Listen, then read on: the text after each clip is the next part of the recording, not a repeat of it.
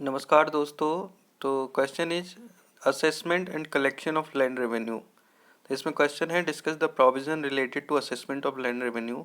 सबसे पहले तो आपको ये समझना पड़ेगा कि लैंड रेवेन्यू असेस क्यों किया जाता है। लैंड रेवेन्यू हमेशा इसलिए असेस किया जाता है कि राज्य सरकार या सेंट्रल गवर्नमेंट आप जो भी आपका लैंड रेवेन्यू ले रही है, चूँकि प्रॉपर्टी आपका सब्जेक्ट मैटर आपका स्टेट के अंडर प्रॉपर्टी लॉज आते हैं, तो आपका जो है इसमें क्या होता है कि स्टेट गवर्नमेंट लैंड रेवेन्यू आपका इम्पोज करती है। तो स्टेट गवर्नमेंट आपका क्यों करती है, तो ये इसलिए करती है कि कोई भी आपके लिए बेनिफिशियरी स्कीम या पॉलिसी जो निम्न वर्ग के लोग हैं उन्हें उच्च स्तर पर लाने के लिए अगर आपकी ज़मीन किसी पर्टिकुलर लिमिट से ज़्यादा है तो आप पे लैंड रेवेन्यू लगाया जाता है। तो लैंड रेवेन्यू का मेन मकसद यही होता है कि सबको एक इक्वल पेडेस्टल पे लाके सही से ट्रीट किया जाए, ठीक है। क्योंकि आपके पे ज़मीन ज़्यादा है, किसी पे ज़मीन कम है, ठीक है, तो उनसे लैंड रेवेन्यू नहीं लिया जाता, ताकि उन लोगों को भी क्या कहते हैं आपको बराबर सुविधा प्रोवाइड कराई जा सके। फॉर एग्जांपल जैसे मान लीजिए आपका खेत या किसी व्यक्ति का खेत आपका ऐसी जगह है जहाँ पर आपका रोड नहीं जाती है, तो वहाँ पे रोड को डेवलप करने के लिए मान लीजिए ट्रैक्टर ले जाना है, कुछ ले जाना है, सिंचाई के साधन को ले जाना है, तो ऐसी सुविधाएं प्रोवाइड कराएगी गवर्नमेंट। तो वो कहाँ से कराएगी, वो रेवेन्यू लेगी ना, रेवेन्यू कलेक्ट करेगी या आपका टैक्सेस कलेक्ट करना है, ये भी सब जो है ये इसलिए तो होता है कि रेवेन्यू आपका जनरेट होकर आपका जो है ये आपके बेनिफिशियरी स्कीम या पॉलिसीज़ में आपका जो है यूज़ किया जा सके, ठीक। तो इसलिए आपका लैंड रेवेन्यू असेस किया जाता है। अब देखते हैं हम सेक्शन 153 क्या कहता है कि कोई भी भूमिदार, ठीक है, कहीं भी वो सिचुएटेड हो या किसी भी पर्पज़ के लिए वो आपने जो है अप्लाई किया हो उस भूमि को, आप जो है आप लैंड रेवेन्यू के असेसमेंट के लिए आप जो है पेमेंट ऑफ लैंड रेवेन्यू राज्य सरकार के लिए आप जो है बाध्य होंगे, ठीक है, लायबल होंगे। स्टेट गवर्नमेंट चाहे तो किसी भी लैंड को या तो पूर्णतः या आंशिक रूप से जो है ऐसी लायबिलिटी को आपका जो है क्या कर सकती है, मुक्त कर सकती है ऐसी भूमि को। किस भूमि को, जो स्टेट गवर्नमेंट चाहे, ठीक है, और किस किस चीज़ पे, कोई सी भी टर्म एंड कंडीशन पे जैसा राज्य सरकार आपका उचित समझे। तो लैंड रेवेन्यू आपका जो है किसी भी लैंड पे इम्पोज कर सकता है, notwithstanding it has been exempted. मान लो कोई ज़मीन पहले एग्जेम्प्टेड हो गई थी, उस पर भी स्टेट गवर्नमेंट चाहे तो आपका जो है लैंड रेवेन्यू इम्पोज कर सकती है। No length of occupation shall release any land from the liability to the payment of land revenue, ठीक है। इस लाइन का मतलब बहुत गहरा है। इसका मतलब यह है कि इसमें लेंथ ऑफ ऑक्यूपेशन का मतलब नहीं होता है, यानी कि आप कहो कि मैंने सिर्फ एक ही दिन हुआ है मुझे होल्ड किए हुए, ठीक, तो आपको पूरी एग्रीकल्चर ईयर का देना पड़ेगा लैंड रेवेन्यू, ठीक है। आप ये नहीं कह सकते कि मेरी लेंथ ऑफ ऑक्यूपेशन एक ही दिन की है, या फिर आप ये नहीं कह सकते मैं 50,000 से लैंड 50 साल से आप जो है लैंड रेवेन्यू पे कर रहा हूँ, मैं अब नहीं करूँगा, ऐसे भी नहीं कह सकते आप। तो यू हैव टू पे land revenue. No length of occupation shall release any land from the liability of land of, यानी कि पेमेंट ऑफ लैंड रेवेन्यू, यानी कि जो आपका पेमेंट ऑफ लैंड रेवेन्यू है उससे आपको एग्जेम्प्ट या रिलीज नहीं करेगी, ठीक है, आपकी जो आप लैंड को ऑक्यूपाई कर रहे हो उसकी लेंथ, ठीक है, वो टाइम पीरियड।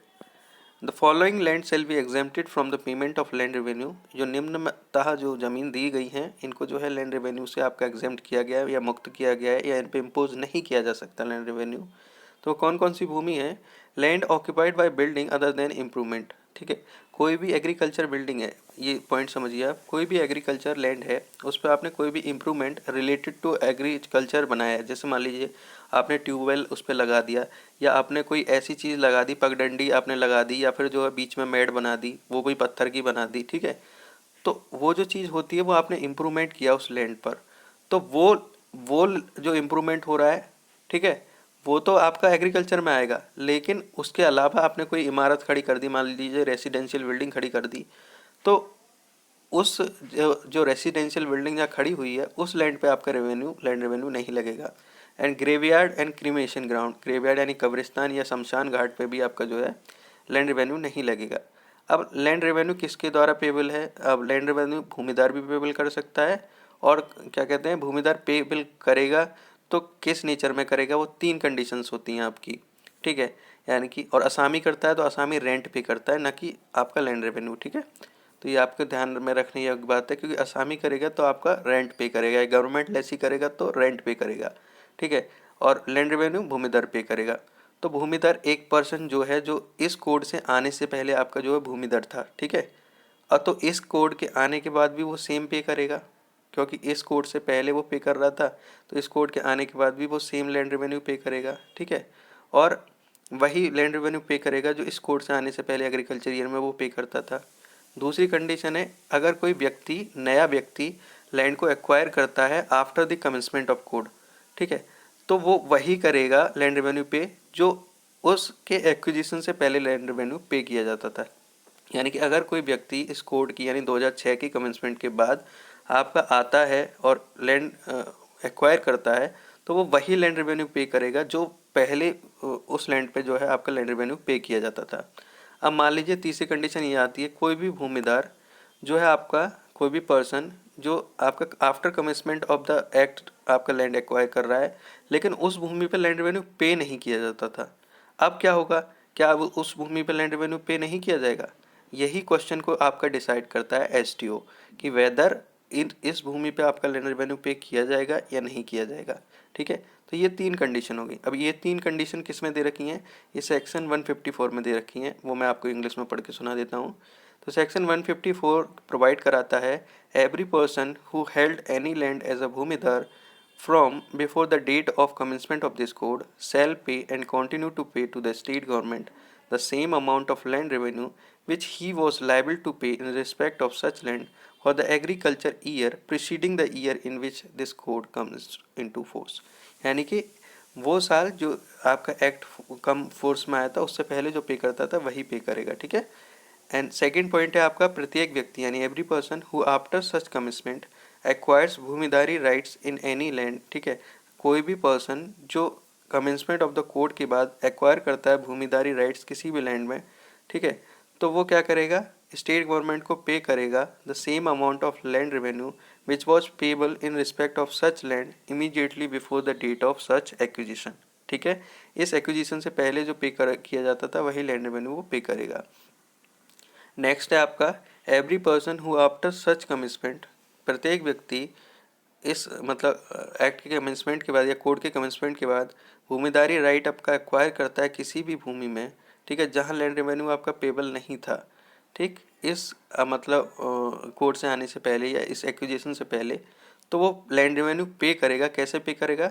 जैसा कि आपका एसडीओ साहब जो है आपका जो है आपका प्रोविजंस के हिसाब से प्रेस्क्राइब करेंगे, ठीक है, वही आप पे करोगे। तो ये तीनों पॉइंट मैंने पहले भी समझा दिए थे, अब भी समझ में आ गए होंगे आपको।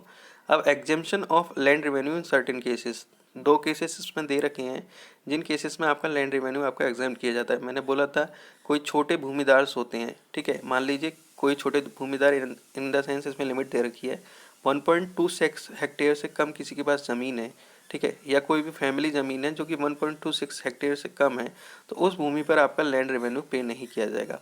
सेकंड कंडीशन होती है, कोई भी एग्रीकल्चर कैलेमिटी आ गई यानी कि बाढ़ आ गई और आपकी सारी फसल बह गई है, या कोई भी कीटनाशक उत्पन्न हो गया है आपकी ज़मीन में और उसकी उर्वरा शक्ति खत्म हो गई है, और उसकी उर्वरा शक्ति खत्म हो गई है, तो इसका मतलब क्या हुआ कि उस पर जो ज़मीन में जो खेती उपज होती थी वो नहीं हो पा रही है, यानी कि आपकी जो कृषि आपदा की तरह से वो ट्रीट किया जाएगा।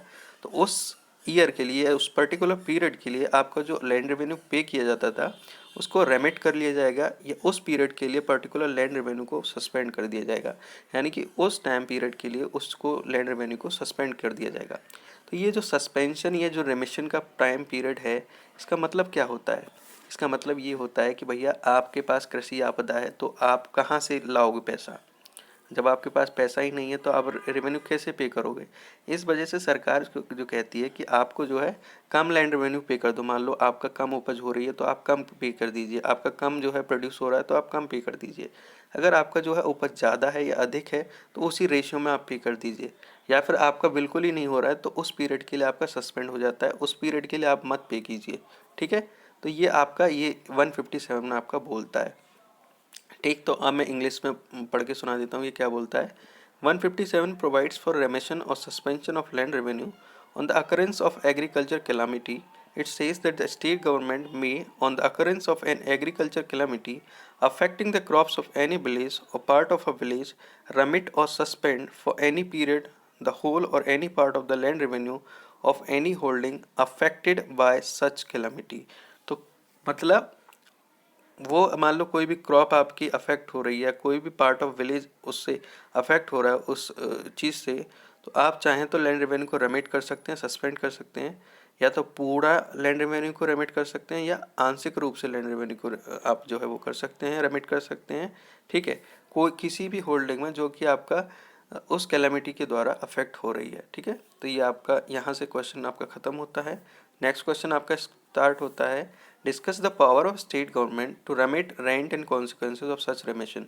जैसा कि हमने 155 में देखा था कि स्टेट गवर्नमेंट चाहे तो आपका रेवेन्यू को आपका इंक्रीज या डिक्रीज कर सकती है, या आपने 157 में भी देखा कि क्या कहते हैं वो रेमिट या सस्पेंशन भी कर सकती है लैंड रेवेन्यू का। उसी प्रकार मान लीजिए उसी भूमि पर कोई असामी आ जाता है। ठीक है, मतलब उसी नेचर की भूमि पर कोई असामी आ जाता है। अब असामी तो रेंट पे करेगा, रेंट किसको पे करेगा? उसी भूमिदार को जो रेवेन्यू पे कर रहा है। ठीक है, जो रेवेन्यू पे कर रहा था, क्योंकि उसकी भूमि पे आपका असामी आ गया है, तो असामी जो रेंट पे करेगा, तो क्या असामी फुल रेंट पे करेगा जो पे कर रहा था? तो वो भी उतना ही रेंट पे करेगा, उसी रिमिशन या उसी सस्पेंशन का रूल उस पर भी लागू होगा, और उसी अकॉर्डेंस पे उसके जो है रेंट को रेमिट या सस्पेंड किया जाएगा, इंक्रीज या डिक्रीज किया जाएगा। ठीक है, यही इसमें 158 में बोला गया है कि whenever the land revenue is increase और decrease under section 155 or is remitted or suspended under section 157, the state government may increase or decrease, remit or suspend the whole or part of rent payable by an asami। ठीक है, यहाँ बात याद रखने योग्य एक बात है, जो नोटिंग पॉइंट है आपको ज़रूर याद रखना है कि ये असामी जो होगा वो सिर्फ वही असामी होगा जो भूमिदारी यानी कि जो भूमिदार के अंडर असामी है, यानी कि लैंड होल्डर के अंडर असामी है। इसमें वो असामी इंक्लूड नहीं किए गए हैं जो कि ग्राम पंचायत के अंतर्गत आपके असामी है। क्या फिर से नोटिंग पॉइंट आपको क्या याद रखना है, फिर से बता रहा हूँ मैं आपको। नोटिंग पॉइंट ये याद रखना है, इसमें जो असामी इंक्लूड किए गए हैं वो असामी वही होने चाहिए जो लैंड होल्डर के अंडर असामी है।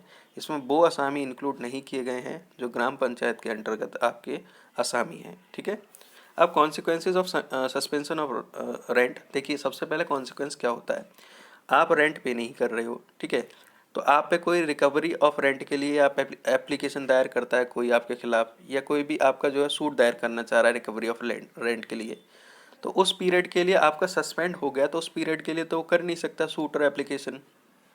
ठीक, तो पहला कॉन्सिक्वेंस तो यही हो गया। जब वो नहीं कर सकता तो अब उसके हित में भी तो कोई बात होनी चाहिए, तो उसके हित में ये बात होती है कि जो पीरियड आपका सस्पेंशन ऑफ रेंट था, ठीक है, वो जिसमें आप सूट और एप्लीकेशन दायर नहीं कर सकते थे, उसको पीरियड ऑफ लिमिटेशन से आपका एक्सक्लूड कर दिया जाता है। तो यही आपका 159 में बताया दो कॉन्सिक्वेंसेज। तो पहली कॉन्सिक्वेंसेज क्या है, the period during which suspension continue shall be excluded the computing period of limitation for a suit. ठीक है, रिकवरी ऑफ रेंट, तो रिकवरी ऑफ रेंट के लिए आप सूट दायर करते हैं, तो आप जो है क्या कहते हैं वो पीरियड को आपको पीरियड ऑफ लिमिटेशन से एक्सक्लूड कर दिया जाएगा। सेकंड क्या है, नो सूट और एप्लीकेशन से लाई for the period of such suspension for its recovery. जब लॉ आपको एक साइड पे ये इंटरेस्ट दे रहा है कि आपके खिलाफ कोई सूट और एप्लीकेशन दायर नहीं हो सकती, तो दूसरे के लिए भी तो लॉ अधिकार सेव करेगा कि उसके लिए वो पीरियड ऑफ टाइम को आपका एक्सक्लूड कर दिया गया है। तो लॉ कभी भी एक वे में नहीं चलता है, लॉ दोनों को साथ में लेके चल रहा है। यही इसमें 159 में आपका बहुत अच्छा से शो केस है ये चीज़। उसके बाद नेक्स्ट है आपका question, write a short note on land revenue to be the first charge. ठीक है, लैंड रेवेन्यू आपका फर्स्ट चार्ज होगा, उस पर short note, due date of land revenue, joint and several liability of bhumidar to pay land revenue. तो ये आपका 3 short note हैं। तो land revenue to be first charge, पहली चीज़ तो ये समझिए कि फर्स्ट चार्ज होता क्या है।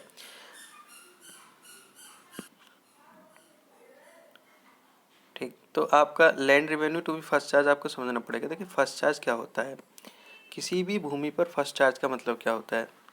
देखिए आपके होते हैं दो क्रेडिटर, मान लीजिए एक होता है सिक्योर्ड क्रेडिटर, एक होता है अनसिक्योर्ड क्रेडिटर। सिक्योर्ड क्रेडिटर के केस में तो सिक्योर्ड क्रेडिटर को पहले देना पड़ेगा। ठीक है, कोई भी आपका क्रेडिट आपने ले रखा है। अनसिक्योर्ड क्रेडिटर वो अनसिक्योर्ड क्रेडिटर होते हैं जिनमें कि आपका जो है मतलब जो कोई चीज़ सिक्योर्ड नहीं होती है, अनसिक्योर्ड होती है, उस नेचर के आपका डेट है। तो उस केस में आपका लैंड रेवेन्यू सबसे पहले पे करना पड़ेगा उस अनसिक्योर्ड क्रेडिट अगर आपने लिया है।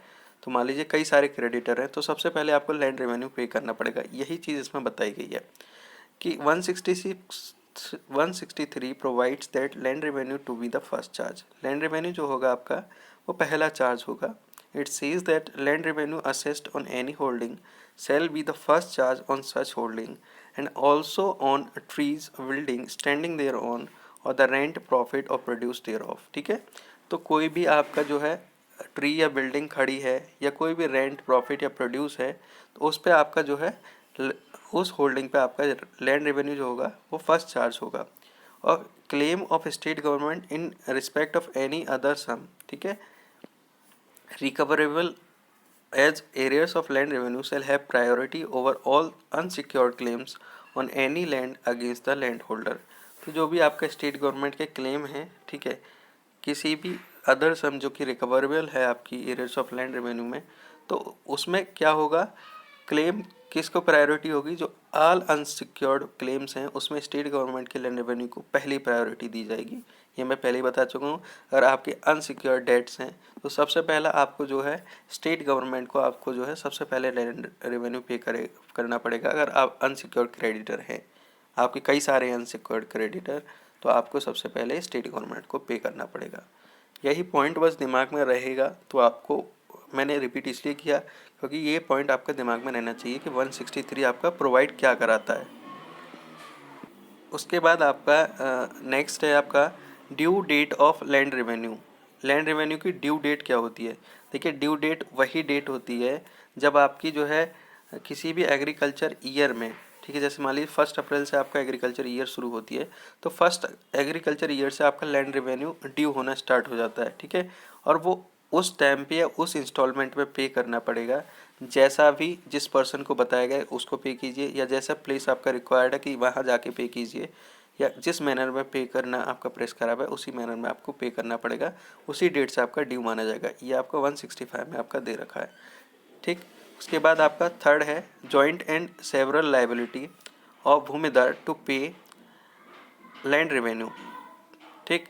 तो आपका ये बात बताई गई है कि जो भूमिदार है आपका, ठीक, उसकी लाइबिलिटी आपका जो भी आपकी लाइबिलिटी है वो आपका संयुक्त भी हो सकती है, पृथक भी हो सकती है। लाइबिलिटी लैंड रेवेन्यू पे करने की लाइबिलिटी जो है आपकी संयुक्त इन द सेंस आप को भूमिदार हो, आप सह भूमिदार हो, या आप भागीदारी सेम कर रहे हो उस लैंड पे जिस पे आप के साथ और भी लोग जो हैं भूमिदारी राइट्स रखते हैं।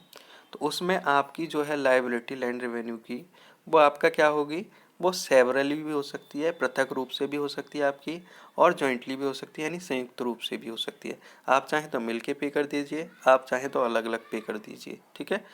और जो भी पर्सन आपका मान लो सक्सीड कर रहा है, आप ख़त्म हो गए हैं और आपने जो है ज़मीन की बिल नहीं बनाई है, तो आपको जो सक्सीड कर रहा है या आपका जो इंटरेस्ट को डिवॉल्व कर रहा है, या आप डिवोल्यूशन ऑफ इंटरेस्ट में जो भी पर्सन आपकी पोजीशन में आ रहा है या जो भी आपको स्नैप आउट कर रहा है, तो वो व्यक्ति वही सेम लायबिलिटी रखेगा जो लायबिलिटी आपकी थी।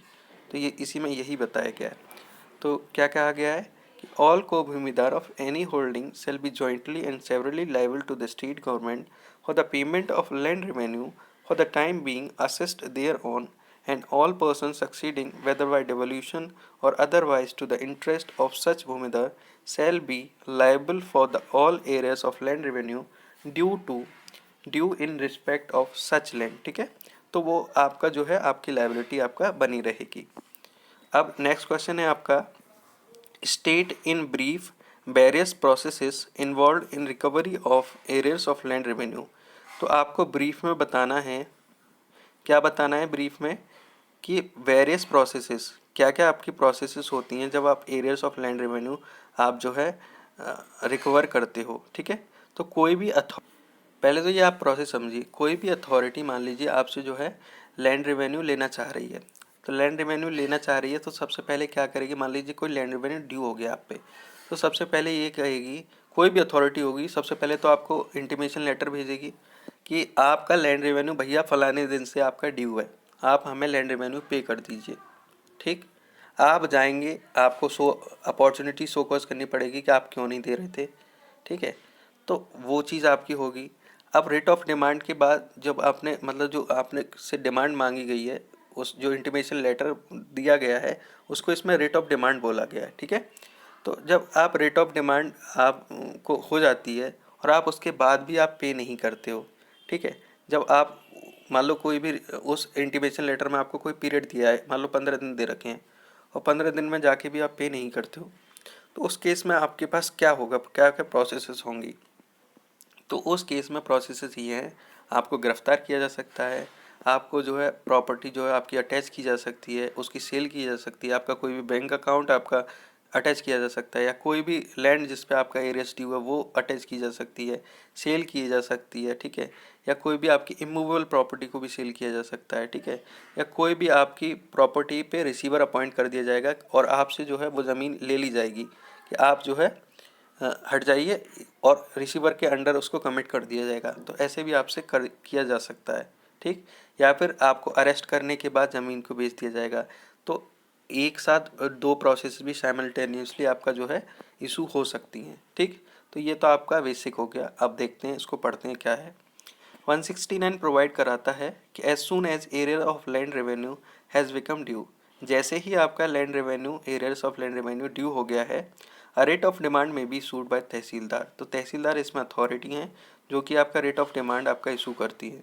किसके अगेंस्ट? Against the defaulter.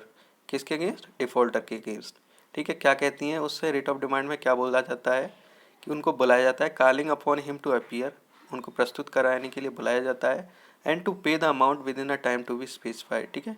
और जितना टाइम आपने स्पेसिफाई किया है, मान लो 15 दिन स्पेसिफाई किया है, तो उस टाइम पीरियड में आप जो है लैंड रेवेन्यू के अमाउंट को पे कर दीजिए। सेक्शन 170 आपको प्रोवाइड कराता है कि जो क्या क्या प्रोसेस होंगी recovery of arrears of land revenue की।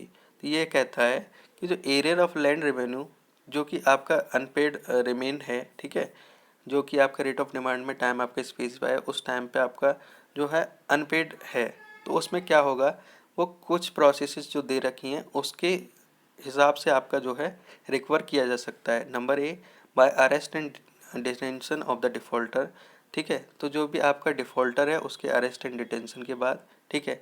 और या by attachment and sale of his movable property including agriculture produce, ठीक है। तो आपका जो है अटैचमेंट और सेल ऑफ हिज इमूवेबल, वो मूवेबल प्रॉपर्टी आप अटैच कर सकते हो, आप सेल कर सकते हो उसकी मूवेबल प्रॉपर्टी को, ठीक है। उसमें क्या क्या इंक्लूड है, आपका एग्रीकल्चर प्रोड्यूस भी आपका इंक्लूड हो सकता है, ठीक है।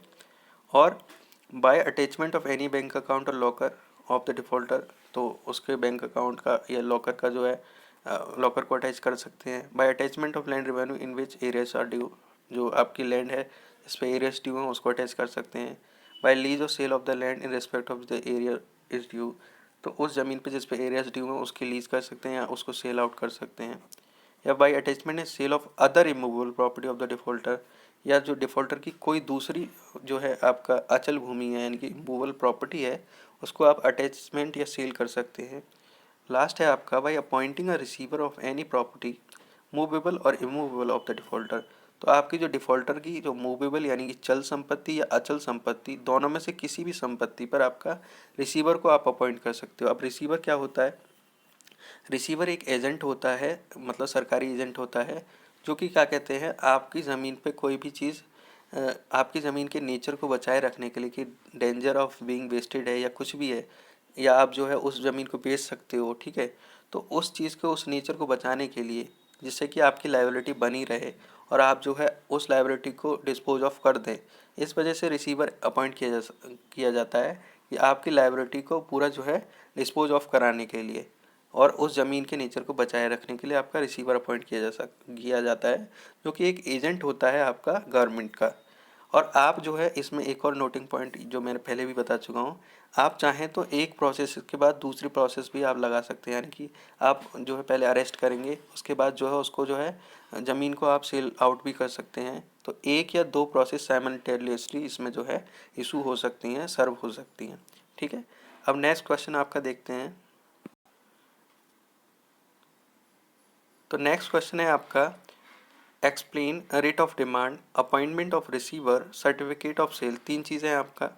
रेट ऑफ डिमांड मैं पहले ही बता चुका हूँ, 169 में रेट ऑफ डिमांड आपका ये है कि कोई भी लैंड रेवेन्यू जब आपका ड्यू हो जाता है तो आप ये कहते हो, तहसीलदार साहब जो है writ of demand intimation letter भेजते हैं कि डिफ़ॉल्टर साहब से पूछते हैं कि आप जो है भैया आइए और ये बताइए कि आपने लैंड रेवेन्यू पे क्यों नहीं किया है, ठीक है, और आप जो है इतने टाइम पीरियड में आप लैंड रेवेन्यू पे कर दीजिए, टाइम उसमें स्पेसिफाई होता है रेट ऑफ डिमांड में।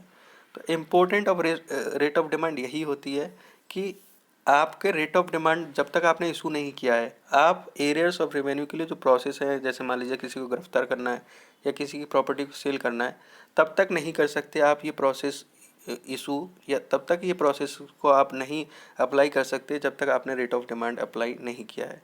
तो importance of writ of demand lies in the fact that no process for the recovery of arrears of land revenue under section 170 of the code shall be issued against a defaulter unless, जब तक कि आपने writ of demand has been served on him and arrears remain unpaid, और जो है आपने writ of demand आपने issue कर दी और जो है उसके साथ साथ एरियर्स जो भी आपने मांगा है वो उस पीरियड में जो स्पेसिफाई रेट ऑफ डिमांड में वो पे नहीं किया गया, then only you can go for the process for the recovery of rent, ठीक है। ये आपका जो है पॉइंट है। उसके बाद अपॉइंटमेंट ऑफ रिसीवर, मैंने बताया था कि रिसीवर क्यों अपॉइंटमेंट होता है, रिसीवर होता कौन है, एक थर्ड एजेंट होता है, एक पर्सन होता है जो कि क्या कहते हैं प्रेस्टीज नेचर ऑफ लैंड को आपका जो है मेंटेन करता है, और जो है कि डेंजर ऑफ बीइंग वेस्टेड है उसको मेंटेन करता है, और सिंपली बात है जो लाइबिलिटी डिफॉल्टर की है वो डिस्पोज ऑफ हो पाए, इस वजह से भैया वो प्रॉपर्टी को आपका जो है टेक केयर करता है, ड्यू केयर रखता है या प्रिजर्व करता है या मैनेज करता है, ठीक है। ये आपका रिसीवर का काम होता है। तो देखते हैं अब 178 क्या कहता है कि जब कभी arrears of land revenue due है, ठीक है, किसी भी डिफ़ॉल्टर की वजह से, तो कलेक्टर क्या कर सकता है। देखिए यहाँ कलेक्टर है, अपॉइंटमेंट ऑफ रिसीवर के केस में उधर तहसीलदार था, तो यहाँ कलेक्टर है। कलेक्टर क्या करता है कि मैं by order appoint a receiver, एक रिसीवर को अपॉइंट कर सकता है ऑर्डर से, ठीक है। क्या क्या कंडीशंस पे, कि receiver may be appointed for movable and immovable property of the defaulter. सबसे पहले आपको ये समझना ज़रूरी है कि रिसीवर आपका चल या अचल संपत्ति दोनों के लिए आपका जो है अपॉइंट किया जा सकता है। रिसीवर किसी भी पीरियड के लिए अपॉइंट किया जा सकता है, जैसा कलेक्टर आपका टीम फिट समझे, जैसा भी उसको उचित लगे, ठीक है। और कलेक्टर जो है ऐसी भूमि से डिफॉल्टर को हटा सकता है, उसकी कस्टडी से उसको कह सकता है कि आप जो है अब आप मत रहिए यहाँ, ठीक है, अब आपकी जगह जो है रिसीवर साहब रहेंगे। तो यानी कि collector can remove the position और custody of the defaulter and commit the same to the position of the receiver, ठीक है।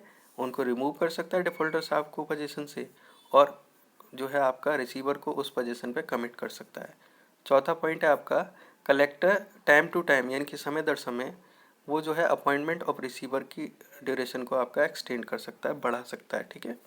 उसके बाद पांचवा पॉइंट है जो कलेक्टर है आपका वो रिसीवर पर सारी पावर को कन्फर करता है, यानी कि कलेक्टर जो है कलेक्टर की पावर है कि वो कन्फर कर सकता है रिसीवर पर सारी वो शक्तियाँ, ठीक है। कौन कौन सी शक्तियाँ, मैनेजमेंट की यानी कि मैनेजमेंट की शक्तियाँ, प्रोटेक्शन की शक्तियाँ, प्रिजर्वेशन की शक्तियाँ और इम्प्रूवमेंट की शक्तियाँ प्रॉपर्टी से रिलेटेड। तो जो भी संपत्ति से रिलेटेड आपकी मैनेजमेंट की शक्ति है, या जो भी संपत्ति से रिलेटेड आपकी प्रोटेक्शन की शक्ति है, या जो भी संपत्ति से रिलेटेड आपकी प्रिजर्वेशन की शक्ति है, या जो भी संपत्ति से रिलेटेड आपकी इम्प्रूवमेंट की शक्ति है, वो कलेक्टर आपका रिसीवर पे आपका कन्फर कर सकते हैं।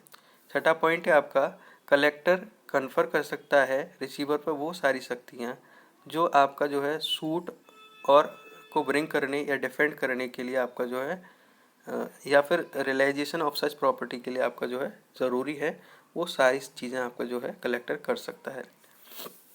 अब it is to be noted, यह आपका नोट करने योग्य बात है, ये नोट की जाती है कि कोई भी ऑर्डर अपॉइंटमेंट ऑफ रिसीवर का नहीं बनाया जा सकता कलेक्टर के द्वारा जब तक कि आपका डिफ़ॉल्टर को आपने नोटिस नहीं दिया है। यानी कि ऑडी अल्टरम पार्टम का रूल आपने यानी नेचुरल जस्टिस के principle should be followed up first, ठीक है, देन ओनली आपका जो है अपॉइंटमेंट ऑफ रिसीवर आपका आप अपॉइंट कर सकते हो। अगर आपने पहले ही ऑडी अल्टरम यानी नेचुरल जस्टिस का पार्ट फॉलो नहीं किया है, उनको अपॉर्चुनिटी ऑफ बीइंग हर्ड नहीं दी है, देन इन सच केस आप जो है कलेक्टर साहब अपॉइंट नहीं कर सकते रिसीवर को, ठीक है। तो यही कहा गया है कि it is to be noted that no order of appointment of receiver can be made by collector without giving the defaulter a notice to show cause or before considering such representation that comes to him in response to such notice, appointment made without giving notice shall be void, ठीक है। यानी कि बिना बिना notice दिए गए जो भी अपॉइंटमेंट आपका किया गया है वो क्या होगा, शून्य होगा, यानी कि उसका कोई वैल्यू नहीं रहेगी। ठीक, तो आपको डिफ़ॉल्टर को आपको नोटिस देना है, शो कॉज करें और उसके रिस्पॉन्स को सुनना है कि वो बोल क्या रहा है। ठीक है, उस रिस्पॉन्स को आपको रिकॉर्ड करके, ठीक है, आपको लगता है कि अब appointment of receiver is mandatory या is required, is necessary, then only you can go for appointment of receiver. ठीक है, then only the appointment of receiver shall be considered to be valid. ठीक है, otherwise the appointment of receiver shall be considered to be void if you have not given the due opportunity to the person who is at default। ठीक है, ये आपका answer है। उसके बाद आपका नेक्स्ट है आपका सर्टिफिकेशन ऑफ सेल। ठीक है, यानी सर्टिफिकेट ऑफ सेल। देखिए, जब भी आपका जो है सेल जो है कन्फर्ट की जाती है 194 के अकॉर्डेंस में, तब कलेक्टर जो है परचेजर को एक सर्टिफिकेट देते हैं कि आपको जो है ज़मीन बेची गई है। ठीक है, और किस फॉर्म में देते हैं, जिस फॉर्म में आपका प्रिस्क्राइब है। ठीक है, और उसमें ये भी मेंशन करते हैं कि ये प्रॉपर्टी आपको सोल्ड की गई है, और अब जो है उसका पर्सन जिसका नाम जो परचेजर है उसका नाम भी मेंशन कर देते हैं कि फलाने फलाने जो है इसमें परचेजर हैं, या फलाने व्यक्ति इसमें परचेजर, उनका नाम ये है और वो परचेजर है। ठीक है, और ये जो है उसके टाइम पे जो, जैसे मान लो सेल के टाइम पे जो डिक्लेरेशन होती है कि हाँ इन सब को बेच दी गई, तो वो सब चीज़ सर्टिफिकेट में मेंशन होगी कि कौन सी प्रॉपर्टी थी और किस व्यक्ति को बेची गई है। ठीक है, ये सर्टिफिकेट ऑफ सेल में आपका मेंशन होता है। ठीक, तो सर्टिफिकेट जो भी कलेक्टर के द्वारा ड्यूली साइंड होता है वो वैलिड ट्रांसफ़र होता है प्रॉपर्टी का। ठीक है, और वैलिड ट्रांसफ़र होता है इसका मतलब ये है कि अब रजिस्ट्रेशन की ज़रूरत नहीं है आपको कराने की। ठीक है, लेकिन उसका एक एक्सेप्शन है। ठीक है, उसका एक्सेप्शन जो सेक्शन 89, अगर सेक्शन 89 मैंडेट करता है कि आपको registration is mandatory, then you can go for registration. If it is not required under section 89 that no registration is mandatory, then आपका कन्वेंस ये कंसिडर किया जाएगा कि आपने ड्यूली रजिस्टर्ड है और ये सर्टिफाइड कॉपी फ्रॉम कलेक्टर है, आपका जो है सेल जो है सर्टिफाइड है। ठीक है, तब आपको रजिस्ट्रेशन कराने की ज़रूरत नहीं है, अगर सेक्शन 89 में आपका रिक्वायर्ड नहीं है तब। ठीक है, उसके बाद property specified in certificate shall be deem to be vested in the purchaser. इसमें डॉक्ट्रिन ऑफ रिलेटिंग बैक आती है, यानी कि कौन सी डेट से आपका ये मानी जाएगी कि प्रॉपर्टी आप में वेस्ट कर रही है, जिसको परचेज मतलब जिसने परचेज की है, जो आपका ख़रीदार है, उसमें प्रॉपर्टी किस डेट से निहित करेगी। तो ये इसमें कहा गया है कि उस डेट से निहित करेगी जिस डेट से प्रॉपर्टी आपकी बेची गई है, ना कि उस डेट से जिस डेट से सेल आपकी कन्फर्म हुई है। दोबारा समझिए कि मान लीजिए कोई भी परचेजर है और आपका प्रॉपर्टी सोल्ड की गई है मान लीजिए 1 जनवरी को। ठीक है, और सेल आपकी कन्फर्म हुई है 15 जनवरी को और सर्टिफिकेट मिला है आपको 30 जनवरी को, तो आपका जो है सेल मानी जाएगी 1 जनवरी को जब आपका प्रॉपर्टी सोल्ड की गई है, ना कि जब कन्फर्म होगी। मान लीजिए हाँ 30 जनवरी को ही तो कन्फर्म होगी क्योंकि आपका सर्टिफिकेट मिल गया। ठीक है, तो ये नहीं माना जाएगा आपका 30 जनवरी को सेल हुई है, ये माना जाएगा कि आपकी जो है 1 जनवरी को आप में जो है ज़मीन वो निहित हो गई थी। ठीक है, वेस्ट हो गई थी। तो ये इसमें यही बोला गया है कि the property specify in the certificate shall be deemed to be have vested in the purchaser on the date when it was sold and not on the date when the sale was confirmed. जैसे मान लीजिए, फिर से समझ लीजिए, 1 जनवरी को आपने sold की और 15 जनवरी को आपकी कंफर्मेशन ऑफ सेल हो गई, तो 15 जनवरी से न मान के इस डेट से माना जाएगा कि आपने जो है 1 जनवरी से आप पे निहित हो गई थी। बस ये समझ लीजिए। धन्यवाद।